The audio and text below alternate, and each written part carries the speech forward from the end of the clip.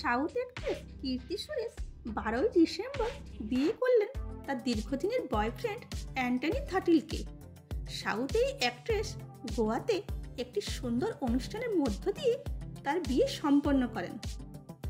কীর্তির এই বিয়ের অনুষ্ঠানে তার ফ্যামিলি মেম্বার ও তার ক্লোজ ফ্রেন্ডরা উপস্থিত ছিলেন। অ্যান্টনির সাথে লাভ রিলেশন কীর্তির স্কুল জীবন থেকেই শুরু হয়েছিল।